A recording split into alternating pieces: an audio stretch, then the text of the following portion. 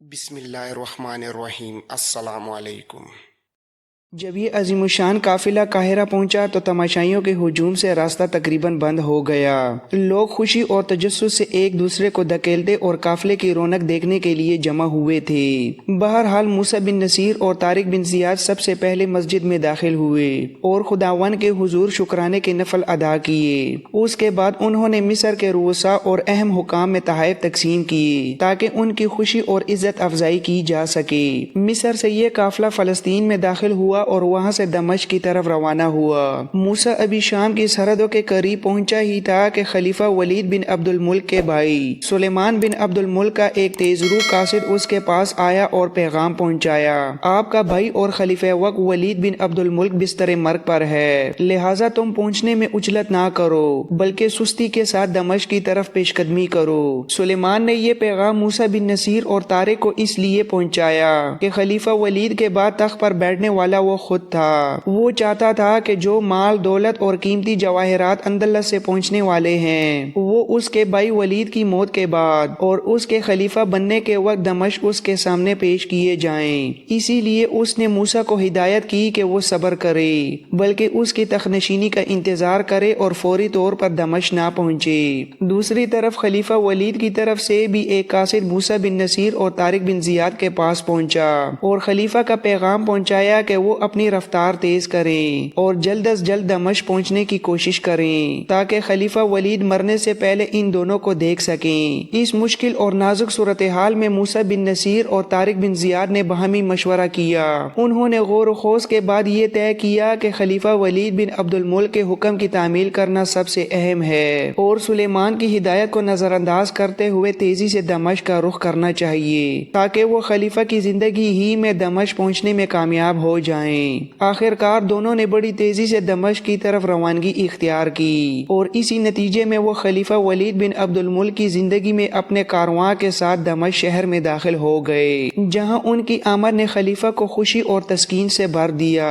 خلیفہ ولید بن عبد الملک نے دونوں جرنیلوں کا پرتپاک خیر مقدم کیا اور ان کی کارگزاری دیکھ کر بے حد خوش ہوئے۔ انتہائی مشفقانہ انداز میں انہوں نے موسیٰ بن نصیر اور طارق بن زیاد کو بغلگیر کیا اور ان کی بہادری و حکمت کی تعریف کی۔ پھر اندلس کی وہ بے بہا دولت جو دونوں جرنیل اپنے ساتھ لائے تھے دمشق کی جامع مسجد میں نمائش کے لیے پیش کی گئی۔ موسیٰ نے شاہی خاندان کے افراد کو شاہی لباس پہنا کر تاج سروں پر رکھے اور بربر قبائل کے امراء، البیراس کے حکمرانوں کے لڑکے اور دیگر ممتاز یورپی امراء کو ان کے خاندانی پلے اور دستکاری سے مزین جواہرات اور موتیوں کے ساتھ ایک طرف کھڑا کر دیا۔ یہ لوگ سروں کو جھکائے خاموش کھڑے تھے جبکہ زرنگار فرش اور دیگر مال غنیمت سے حاصل شدہ قیمتی اشیاء بھی مسجد میں سجائی گئیں۔ خلیفہ ولید اپنی بیماری کے باوجود فتح اور مسرت کے جذبات کے ساتھ جامع مسجد تک تشریف لائے۔ یہ سارا سامان دیکھنے کے بعد انہوں نے موسیٰ بن نصیر اور طارق بن زیاد کو دوبارہ بغلگیر کیا اور انہیں شاباش و مبارکباد دی اس عظیم فتح کی یادگار کے طور پر۔ وہ جمعے کا روز تھا جس دن یہ عظیم سامان نمائش کے لیے پیش کیا گیا۔ نمائش کے بعد خلیفہ ولید بن عبد الملک نے ممبر پر بیٹھ کر خطبہ شروع کیا۔ پورے جوش و مسرت کے عالم میں انہوں نے اتنی طویل اور پر اثر تقریر کی کہ نماز کا وقت قریب آ گیا۔ نماز کے بعد خلیفہ نے موسیٰ بن نصیر اور طارق بن زیاد کو اپنے سامنے بلا کر بٹھایا۔ اپنے شاہی ملبوسات میں سے انہوں نے دونوں کو 3 خلت عطا کی اور 50,000 دینار کے سرخ انعام بھی دیے۔ ان کے بیٹوں کے وظیفے بھی مقرر کیے گئے۔ ہسپانیہ سے لائے گئے شاہی خاندان کے قیدیوں کے ساتھ بھی خلیفہ ولید نے کمال مروت کا برتاؤ کیا، انہیں اعلیٰ مرتبے دیے اور ان میں انعامات تقسیم کیے۔ زرنگار فرش اور مائدہ سلیمانی میں رکھے گئے قیمتی جواہرات بھی اکٹھے کیے گئے۔ خلیفہ ولید نے ان جواہرات کا بڑا حصہ بیت اللہ کے لیے وقف کر دیا اور باقی اپنی مرضی کے مطابق تقسیم کیے اور جسے جو چاہا دے دیا۔ یہ شاندار مجلس موسیٰ اور طارق کے اعزاز میں منعقد کی گئی تھی۔ دونوں جرنیلوں کی عزت افزائی اس قدر بلند تھی کہ ایسا نظارہ پہلے کبھی نہیں دیکھا گیا تھا اور حاضرین حیرت و تحسین سے دنگ رہ گئے تھے۔ خلیفہ ولید بن عبد الملک کے انتقال کے بعد موسیٰ بن نصیر اور طارق بن زیاد دمشق میں ہی مقیم رہے۔ ہجری سن 97 میں موسیٰ بن نصیر خلیفہ سلیمان بن عبد الملک کے ساتھ حج بیت اللہ کے لیے روانہ ہوا۔ اسی سال حجاج کی سرزمین میں موسیٰ 78 سال کی عمر میں وفات پا گئے۔ انہوں نے 17-18 سال تک افریقہ کے والی کے طور پر خدمات انجام دی تھیں۔ دوسری طرف طارق بن زیاد کو وظیفہ دے کر شام میں رہنے کا حکم ملا اور اس کی باقی زندگی کا تفصیلی حال معلوم نہ ہو سکا۔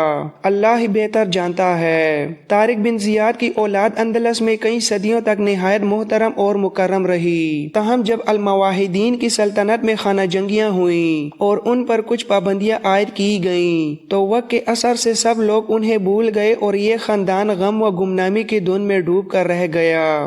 ماہی گیروں کی بستی میں ایک دن ایک نوجوان تیزی سے بھاگتا ہوا فردیلہ کے مکان میں داخل ہوا۔ اس وقت فردیلہ اپنے صحن میں اپنی بیوی شوران اور بیٹی عشیرہ کے ساتھ موجود تھا۔ نوجوان اپنی خوشی کو ضبط کرتے ہوئے بولا، اے فردیلہ، میں اپنی بہن اکلیمہ کے لیے ایک خوشخبری لے کر تمہارے پاس آیا ہوں۔ میں ظہر کی نماز پڑھنے کے لیے مسجد گیا تو وہاں اسلامی لشکر کے نامور جرنیل طریف بن مالک کو دیکھا۔ پہلے مجھے لگا شاید میری آنکھیں دھوکہ دے رہی ہیں یا میں نے اسے پہچاننے میں غلطی کی ہے، لیکن جب میں نے غور سے دیکھا تو وہ واقعی طریف بن مالک ہی تھا اور اس کا گھوڑا مسجد کے باہر بندھا ہوا تھا۔ میں نے فوراً تمہاری طرف بھاگ کر اطلاع دی تاکہ تم خود جا کر دیکھو، اسے خود اکلیمہ پر گزرنے والے حالات سے آگاہ کرو اور اسے اپنے ساتھ اپنے گھر لے آؤ۔ اس نوجوان کی گفتگو اکلیمہ نے بھی کمرے کے اندر سن لی تھی اور وہ بلند آواز میں آوازیں دے کر فردیلہ کو پکارنے لگی تھی، لیکن فردیلہ اس کی طرف نہ گیا بلکہ وہ بھاگتا ہوا مکان سے باہر نکل گیا۔ جب فردیلہ بستی کی مسجد کے پاس پہنچا تو اس نے دیکھا کہ تھوڑے فاصلے پر طریف بن مالک اپنے گھوڑے پر سوار ہو کر کلیسا کی طرف جا رہا ہے۔ بھاگتے ہوئے فردیلہ نے بلند آواز میں پکارا، ٹھہرو طریف بن مالک، رکو، میری بات سنو۔ اس پکار پر طریف بن مالک نے مڑ کر دیکھا۔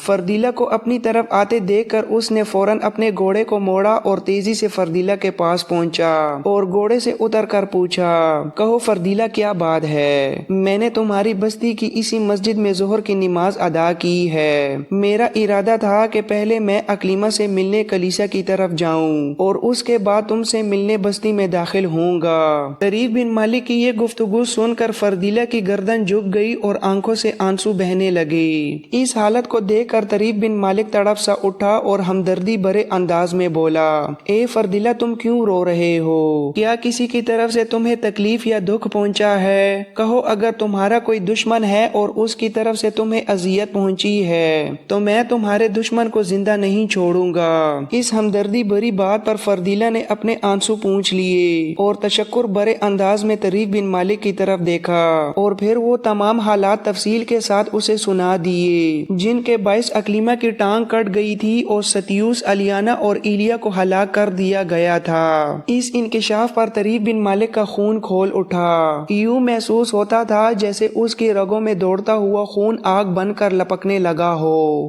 اس کا چہرہ سمندر کی بلند اور بے قابو موجوں کی طرح خوفناک ہو گیا اور آنکھوں میں طوفانوں کی سنسناہٹ سی گونجنے لگی۔ اس کی غضبناک نگاہوں میں مٹانے اور مٹ جانے کا کھیل چمک رہا تھا اور پیشانی کی شکنوں میں شدید عداوت اور خونخوار غصہ صاف دکھائی دے رہا تھا۔ ایسے عالم میں فردیلہ نے ایک بار پھر طریف بن مالک کو مخاطب کرتے ہوئے کہا، اے ابن مالک، اکلیمہ بیچاری ٹانگ کٹنے کے بعد شاید خود کو تمہارے قابل نہیں سمجھتی، اسی لیے اس نے مجھے تاکید کی تھی کہ میں تمہیں اصل حالات سے آگاہ نہ کروں، لیکن میں اپنا فرض ادا کر چکا ہوں۔ میں نے تمہیں سب کچھ سچ سچ بتا دیا ہے۔ فردیلہ نے گہرا سانس لے کر مزید کہا، اس نے تو یہاں تک کہہ دیا تھا کہ جب طریف بن مالک مجھ سے ملنے کے لیے آئیں تو میں یہ کہہ دوں کہ ستیوس الیانا اور ایلیا کے ساتھ اکلیما بھی ماری جا چکی ہے۔ یہ کہتے ہوئے فردیلا کی آواز میں بھی درد اتر آیا۔ وہ بیچاری کٹی ہوئی ٹانگ کے ساتھ احساس کمتری کا شکار ہو گئی ہے۔ وہ اس وہم میں مبتلا ہو گئی ہے کہ شاید اس معذوری کے بعد تمہاری محبت کم ہو جائے اور تم اسے اپنی زندگی کا ساتھی بنانا پسند نہ کرو۔ فضا میں ایک لمحے کے لیے ایسی خاموشی چھا گئی جیسے آنے والا فیصلہ کسی طوفان کو جنم دینے والا ہو۔ فردیلا کی یہ گفتگو سن کر طریف بن مالک کا ہاتھ بے اختیار اپنی تلوار کے دستے پر جا پڑا۔ اس کی انگلیاں ایسے جکڑ گئیں جیسے وہ ابھی اسی لمحے کسی کا سر قلم کر دے گا۔ پھر اس نے نہایت غصہ بھری آواز میں فردیلا کو مخاطب کرتے ہوئے پوچھا،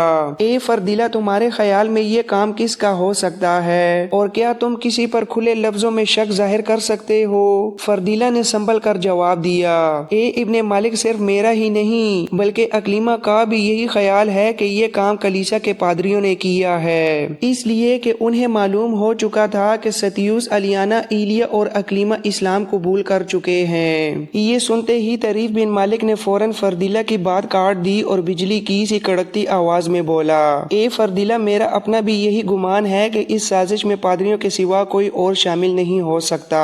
پھر اس نے فیصلہ کن انداز میں کہا، تم فوراً بستی میں جاؤ اور اکلیما کے پاس رہو، میں ان پادریوں سے نمٹ کر تمہارے پاس آتا ہوں۔ یہ کہتے ہی طریف بن مالک بجلی کی سی تیزی سے اپنے گھوڑے پر سوار ہوا اور ایڑی لگا کر گھوڑا سرپٹ کلیسا کی طرف دوڑا دیا۔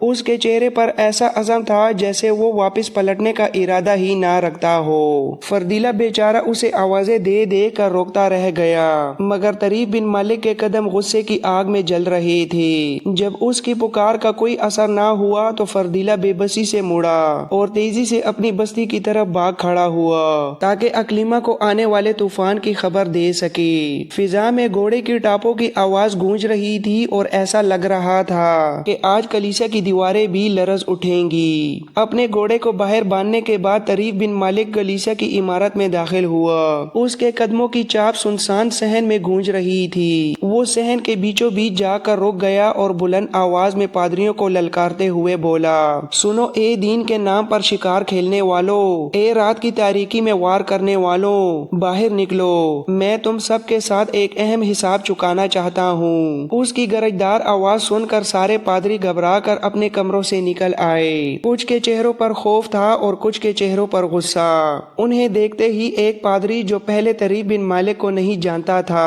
آگے بڑھا اور سخت لہجے میں بولا، تم کون ہو اور ہم سے کیا چاہتے ہو؟ ہمیں اس قدر گھٹیا انداز میں مخاطب کرنے کی تمہیں جرأت کیسے ہوئی؟ یہ سن کر طریف بن مالک کی آنکھوں میں آگ بھڑک اٹھی۔ سب سے پہلے اس نے اپنا آئینی خود مضبوطی سے باندھا، پھر ڈال کو بازو پر سنبھالا اور تلوار نیام سے کھینچ لی۔ چمکتی ہوئی تلوار کو فضا میں لہراتے ہوئے گرج کر بولا، سنو اے کلیسا کے پادریوں، میں تمہارے لیے آندھی ہوں، میں تمہارے ظلم کا انجام ہوں۔ تم نے معصوم جانوں پر وار کیا ہے، تم نے بے گناہوں کا خون بہایا ہے، تم نے ان لوگوں کو نشانہ بنایا جو سچائی کی طرف آ گئے تھے۔ اس کی آواز مزید بلند ہو گئی، تم نے فاختاؤں کے گھونسلے اجاڑے ہیں۔ میں اس بے کنار آسمان کی قسم کھا کر کہتا ہوں کہ آج تمہیں تمہارے ظلم کا بدلہ ملے گا۔ میں تمہارے غرور کو خاک میں ملا دوں گا، تمہارے زہر آلود ارادوں کو ختم کر دوں گا۔ اگر تم نے اپنے جرم کا اعتراف نہ کیا تو تمہارے جسموں کو ٹکڑے ٹکڑے کر کے رکھ دوں گا۔ صحن میں ایک سناٹا چھا گیا۔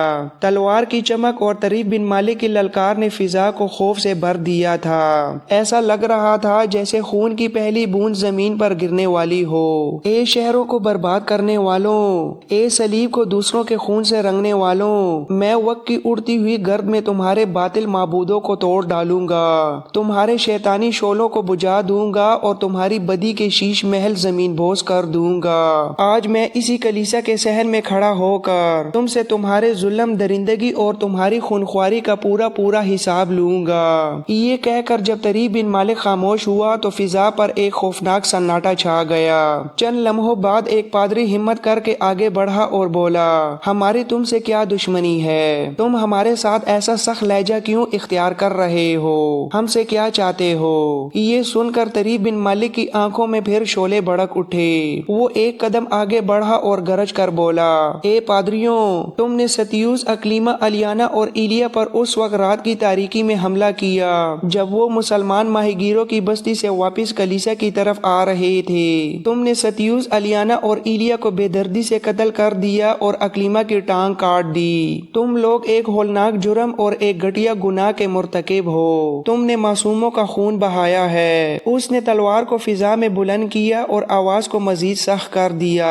میں تم سب کو یوں ہی نہیں چھوڑوں گا، تمہیں تمہارے اس جرم کی سزا ضرور دوں گا۔ آج اس صحن میں فیصلہ ہو کر رہے گا۔ تلوار کی چمک آنکھوں کو چکا چوند کر رہی تھی اور کلیسا کی دیواریں جیسے آنے والے انجام کی گواہی دے رہی تھیں۔ طریف بن مالک کی یہ گفتگو سن کر وہ پادری کانپ اٹھا، اس کے چہرے کا رنگ اڑ گیا۔ اس نے گھبرا کر اپنے دائیں طرف کھڑے دوسرے پادریوں کی طرف دیکھا جیسے ان سے حوصلہ مانگ رہا ہو، پھر لرزتی ہوئی آواز میں طریف بن مالک سے بولا، اے اجنبی، ہم یہ تو نہیں جانتے کہ تم کون ہو، لیکن یہ ظاہر ہے کہ تم ستیوس، اکلیما، الیانا اور ایلیا کو جانتے ہو۔ میں تم پر یہ بات واضح کر دینا چاہتا ہوں کہ ہم سب ان کے قتل میں شامل نہیں ہیں۔ یہ گناہ صرف ہمارے 3 پادریوں نے کیا ہے۔